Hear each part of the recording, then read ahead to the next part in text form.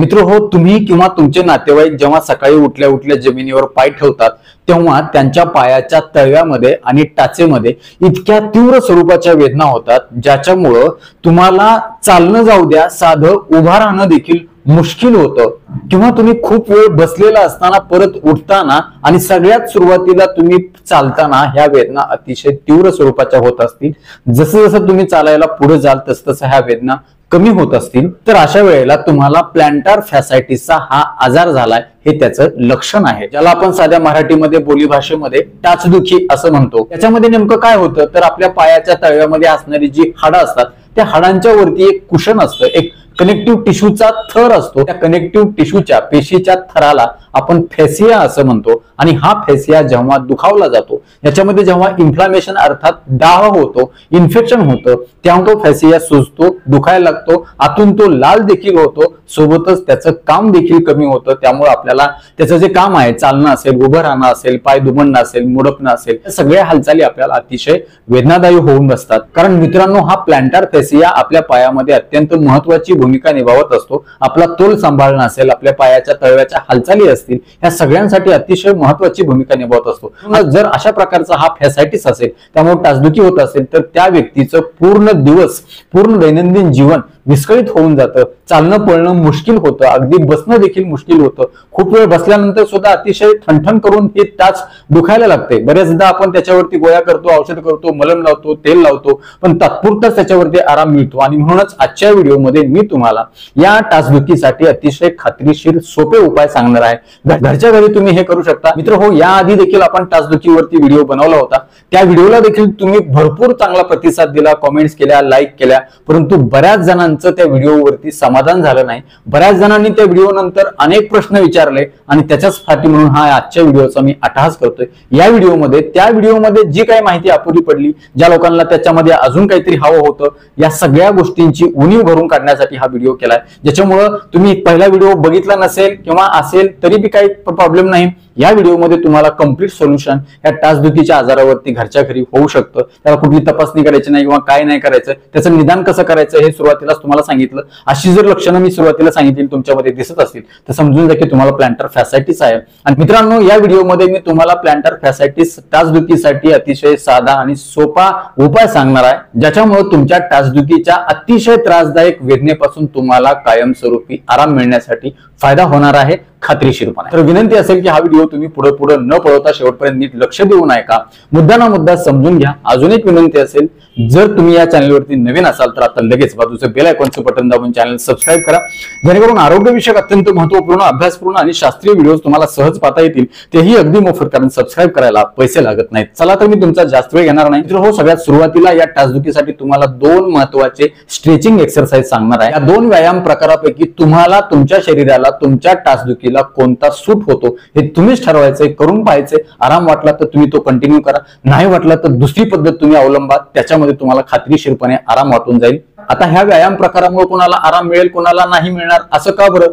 कारण काही जणांची टाचदुखी ही त्या प्लॅंटर फेसियाला ताणून धरल्यामुळे, त्याच्यावरती स्ट्रेच आणल्यामुळे कमी होते, तर काही जणांची प्लॅंटर फॅसायटिसची दुखणी त्या प्लॅंटर फॅसियाला रिलॅक्स केल्यामुळे, त्याला ढील दिल्यामुळे कमी वाटतो, आराम वाटतो। आणि चा परिणाम म्हणूनच आपल्याला ह्या दोन्ही व्यायाम पद्धती समजून घेणं अत्यंत गरजेचं आहे आणि तुम्हाला जी सूट होईल ती तुम्ही करणं गरजेचं आहे। मित्र हो, खरं बघितलं तर आपल्याला टाचदुखीची कारणं माहित असली पाहिजे आणि जर समजा आपल्या टाचदुखीचं कारण आपल्याला कळालं आणि ते कारणच आपण काढून टाकलं, दूर करण्याचा प्रयत्न केला, तर तुमची टाचदुखी खात्रीशीरपणे थांबू शकते। बऱ्याचदा हे कारण लक्षात घेतली जात नाहीत, ती कारण दूर केली जात नाहीत, त्यामुळे जगाच्या पाठीवर कुठे जरी गेलं तरी तुमची टाचदुखी कमीच होत नाही। त्यामुळे कारण समजून घेणं अत्यंत गरजेचं असतं। तर त्यामध्ये काही महत्त्वाची कारणं अशी आहेत। पहिलं आणि महत्त्वाचं कारण आहे ते म्हणजे वजन जास्त असणं। जर वजन खूप जास्त असेल शरीराचं तर त्याचा सगळ्यात जास्तीचा ताण कोणावर पडणार आहे? प्लॅंटर फॅसियावर पडणार आहे आणि त्याच्यावरती ताण येऊन त्याची दुखणी चालू होणार आहे। दुसरं, खूप जास्त वेळ तुम्ही उभा राहून काम करत असाल, खूप पळायचं किंवा खूप चालायचं काम असेल, खूप जास्त वजन घेऊन चालायचं काम असेल किंवा त्या ठिकाणी काही तुम्हाला मार लागला असेल, ताण बसला असेल, पीळ पडला असेल, ओढ पडली असेल, मुरगळला असेल तो पाय, कुणाला संधिवात असेल, कोणी उंच टाचेची चप्पल घालत असेल, कोणी कडक सोल असणारा चप्पल घालत असेल, असेल, ज्याला कुशन नाही, ज्याला मऊपणा नाही, कुणी सतत कडक पृष्ठभागावरती अनवाणी पायानं चालत असेल, किंवा कोणाच्या शरीरामध्ये कॅल्शियम जास्त होऊन टाचेचं हाड देखील वाढलेलं असू शकतं, ज्याला आपण कॅल्केनियल स्पर असं म्हणतो, किंवा कोणाच्या रक्तामध्ये युरिक ऍसिडचं प्रमाण जास्त वाढतं. जेव्हा हे युरिक ऍसिडचं प्रमाण जास्त वाढतं तेव्हा ह्या युरिक ऍसिडचे छोटे छोटे खडे, ज्याला आपण युरिक ऍसिड क्रिस्टल असं म्हणतो, हे तिथं जमा होतात आणि त्याच्यामुळे तिथं इन्फ्लामेशन होतात, वेदना होतात आणि याचा परिणाम म्हणून आपल्याला टाचदुखी सुरू होते, प्लॅन्टर फॅसायटिस सुरू होतो. तर मित्रांनो, ही झाली प्लॅन्टर फॅसायटिसची काही कारण. याच्यापैकी तुमच्यामध्ये कुठलं कारण असेल तर ते तपासून पहा आणि दूर करण्याचा प्रयत्न करा. या व्यायाम प्रकारासोबत ते तुम्ही कारण दूर केलं तर तुमची टाचदुखी कुठल्याही औषध गोळीशिवाय कायमस्वरूपी आयुष्यभरासाठी बंद होऊन जाईल. तर मित्र हो, सगळ्यात पहिला महत्त्वाचा स्ट्रेचिंग व्यायाम बघूया. हा अतिशय एकदम साधा, सोपा, कोणालाही करता येणारा व्यायाम प्रकार आहे. काय करायचं, याच्यामध्ये व्हिडिओमध्ये दाखवल्याप्रमाणे तुम्ही एका भिंतीच्या बाजूला उभा राहा, समोर उभा राहा. त्यानंतर तुमच्या ज्या पायाची टाच दुखते तो पाय भिंतीवरती अशा प्रकारे व्हिडिओमध्ये दाखवल्याप्रमाणे ठेवा आणि त्यानंतर तुमचे दोन्ही हात भिंतीला लावून ठेवा अशा प्रकारे. आणि त्यानंतर तुम्ही हळूहळू पुढे झुकायला सुरुवात करा, भिंतीकडे झुकायला सुरुवात करा, जेणेकरून तुमच्या पायाला अशा प्रकारे इथं ताण बसेल, प्लांटर फॅसिया आहे तो चांगला स्ट्रेच होईल. टाचेच्या मागची जी काही मसल्स आहेत किंवा पिंडरीच्या मागचे ज्या मसल्स आहेत त्या देखील चांगल्या ताणल्या जातील, त्या स्ट्रेच होतील. त्या स्ट्रेच झाल्यामुळे तिथलं रक्ताभिसरण देखील चांगलं सुधारेल आणि तिथलं इन्फेक्शन, इन्फ्लामेशन कमी होण्यासाठी या स्ट्रेचिंगमुळे अतिशय चांगला फायदा होईल. 15-20 सेकंद तुम्ही अशा पोझिशन मध्ये थांबून राहा, त्याच्यानंतर थोडं रिलॅक्स राहा. परत तुम्ही असून हे करू शकता. दिवसातून तुम्ही 3 ते 5 वेळा हा व्यायाम करायचा आहे आणि फक्त ज्या पायाची टाच दुखते त्याच पायाला हा व्यायाम करायचा नाही, तर दोन्ही पायाला सम प्रमाणामध्ये तुम्हाला हा व्यायाम करायचा आहे, जेणेकरून तुमच्या दोन्ही पायाला अतिशय चांगला फायदा या स्ट्रेचिंग एक्सरसाइजचा होणार आहे. तुम्ही म्हणाल दुसरा पाय आमचा चांगला आहे, त्याला कशाला व्यायाम करायचा, तर असं नका करू. त्याला देखील टाचदुखी पुढच्या भविष्यामध्ये उद्भवू नये म्हणून तुम्ही हा व्यायाम करा, जेणेकरून तुम्हाला एक सिमेट्री राखली जाईल तुमच्या दोन्ही पायामध्ये. दोन्ही पाय चांगले मजबूत होण्यासाठी, फॅसिया मजबूत होण्यासाठी आणि तुमची टाचदुखी कायमस्वरूपी बंद होण्यासाठी याचा फायदा होणार आहे. पुढचा महत्त्वाचा स्ट्रेचिंग प्रकार आहे तो म्हणजे तुम्ही या व्हिडिओमध्ये सांगितल्याप्रमाणे असं टाचेवरती बसा. त्यामुळे देखील टाचेमध्ये, पंजामध्ये किंवा पायाच्या पाठीमाग पिंडरीच्या ज्या मांसपेशी आहेत त्याच्यामध्ये चांगली स्ट्रेचिंग होण्यासाठी चांगला फायदा होतो आणि त्याचा परिणाम म्हणून त्या चांगल्या मजबूत होतात आणि तिथं ज्या ज्या वेदना होतात त्या कमी होण्यासाठी नैसर्गिकरित्या मदत होते. जर कोणाला टाचेवरती सीटचा भार पडल्यामुळे टाच दुखत असेल तर अशा प्रकारे तुम्ही त्या ठिकाणी एक उशीचा सपोर्ट घेऊ शकता. सीटच्या मध्ये आणि पायाच्या मध्ये एक उशी ठेवा, जी कुशनचं काम करेल, तुम्हाला चांगलं कम्फर्ट पण वाटेल आणि तुम्ही त्याच्यावरती चांगल्या जास्त वेळ बसू देखील शकाल. साधारण 15 ते 30 सेकंद तुम्ही अशा प्रकारे बसा, त्याच्यानंतर तुम्ही उभा राहा किंवा मांडी घालून बसा. परत हे तुम्ही रिपीट करा.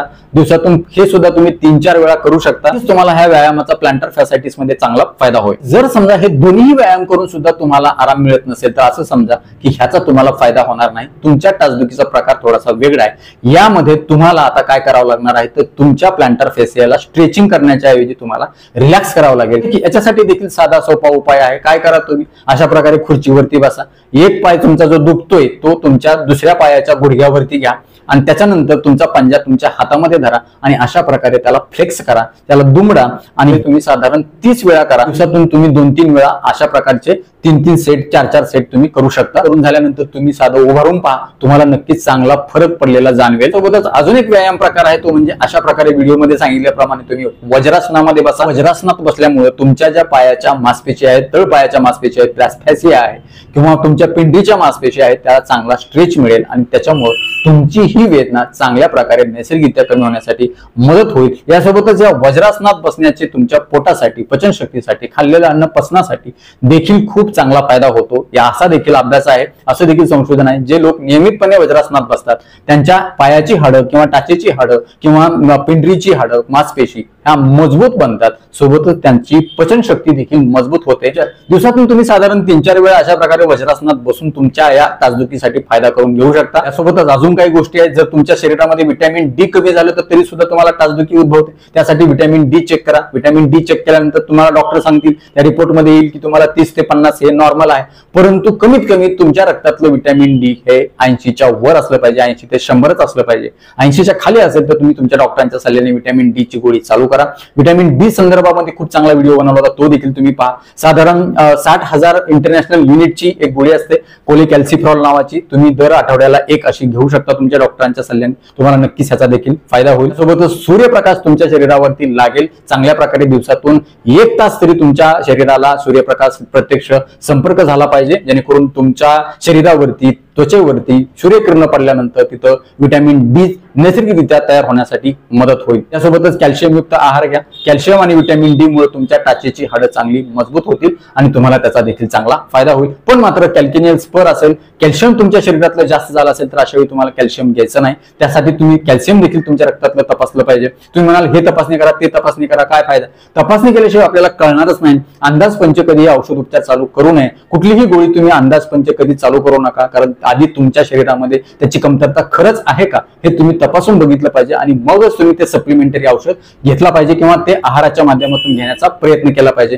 नाहीतर त्याचा अतिरेक तुमच्या शरीरामध्ये होऊ शकतो आणि त्याचा चांगला फायदा होण्याच्या ऐवजी तुम्हाला त्याचा साईड इफेक्टच होऊ शकतो। यासोबतच उंच टाचेची चप्पल घालू नका। चप्पल कुठली घालावी असं बरेच जण प्रश्न विचारतात। साधा सोपा उपाय आहे चप्पलसाठी। स्त्री असतील, पुरुष असतील, महिला असतील, मुली असतील, मुलं असतील, या सगळ्यांनी स्पोर्ट्स शूज वापरायचे, चांगल्या कंपनीचे, ज्याला चांगलं कुशन आहे। स्पोर्ट्स शूज वापरल्यानंतर माझा अनुभव आहे, बऱ्याच पेशंटचा अनुभव आहे की स्पोर्ट्स शूज वापरायला चालू केल्यापासून त्यांची टाचेची समस्या, टाचदुखीची समस्या 70 ते 80% ही कमी झालेली आहे। त्यामुळे हे देखील तुम्ही आवर्जून लक्षात ठेवा। तसंच दूध आणि दुधाच्या पदार्थांचा आहारामध्ये समावेश करा आणि सगळ्यात महत्त्वाचं मोरिंगा पावडर म्हणजेच शेवग्याच्या पानाची जी पावडर आहे, जो भुगा आहे, भुकटी आहे, ती देखील तुम्ही घेऊ शकता। सकाळी कोमट पाण्यामध्ये 1 चमचा घेऊ शकता, दुधातून 1 चमचा घेऊ शकता किंवा सलाडमध्ये तुम्ही 1 चमचा टाकून खाऊ शकता। तुमच्या कुठल्या भाजीमध्ये ती 1 चमचा टाकून खाऊ शकता। त्यामुळे देखील तुमच्या शरीराला, हाडाला, टाचेला महत्त्वाचे असणारे घटक तुम्हाला मिळतील आणि त्याचा फायदा देखील तुम्हाला चांगला होईल। यासोबतच शुगरच्या पेशंटसाठी देखील ही मोरिंगा पावडर अतिशय चांगली आहे। याचा देखील आपण सविस्तर व्हिडिओ बनवला होता, शेवग्याची पाने खाण्याचा फायदा। तो देखील तुम्ही सविस्तर आपल्या चॅनलवरती जाऊन पाहू शकता। नक्कीच तुम्हाला त्याचा देखील फायदा होईल। तर मित्र हो, तुम्हाला किंवा तुमच्या नातेवाईकांना टाचदुखीचा त्रास असेल, प्लॅन्टर फॅसायटिस असेल, तर मी सांगितलेल्या गोष्टी आजपासून कोण कोण फॉलो करणार आहे, कोण कोण करून बघणार आहे, हे मला कमेंट बॉक्समध्ये आवर्जून कळवा आणि ते कळवत असताना तुमच्या गावाचं नाव लिहा आणि हे तुम्ही जर फॉलो करत असाल, सगळे नियम तुम्ही चांगले तंतोतंत पाळत असाल आणि त्याचा तुम्हाला नक्कीच फायदा झाला तर आम्हाला ते देखील परत व्हिडिओच्या खाली कमेंटमध्ये आवर्जून कळवा, आम्हाला आनंद होईल। आणि इतर लोक हे अशा प्रकारे व्हिडिओमध्ये सांगितल्याप्रमाणे अनुकरण करतील आणि त्यांची टाचदुखी कुठल्याही औषध गोळीशिवाय खूप चांगल्या प्रकारे कमी होण्यासाठी नैसर्गिकरित्या मदत होईल। व्हिडिओ तुम्हाला कसा वाटला हे देखील आम्हाला कमेंट बॉक्समध्ये कळवा। आवडला असेल तर आवर्जून लाईक करा, कारण तुमच्या लाईक, तुमच्या कमेंट, तुम्ही केलेलं सबस्क्रिप्शन हेच आमच्यासाठी टॉनिक असतं। या सगळ्या गोष्टीच्या वरूनच आम्हाला अजून चांगले चांगले आरोग्यविषयक मराठी भाषेतले तुम्हाला सहज समजतील असे शास्त्रीय व्हिडिओ बनवण्याची प्रेरणा मिळते। म्हणून परत एकदा जाता जाता विनंती करतो, जर चॅनल सबस्क्राईब केलं नसेल तर सबस्क्राईब करा। आपल्या मित्र नातेवाईकांना देखील सबस्क्राईब करायला सांगा। तर या उपरही जर तुमच्या काही प्रश्न समस्या असतील तर आम्हाला कमेंट बॉक्समध्ये कळवा। तुर्तास आजच्या व्हिडिओमध्ये इथंच थांबूया। लवकरच भेटूया नवीन व्हिडिओमध्ये नवीन विषयासह। तोपर्यंत आनंदी रहा, निरोगी रहा। धन्यवाद।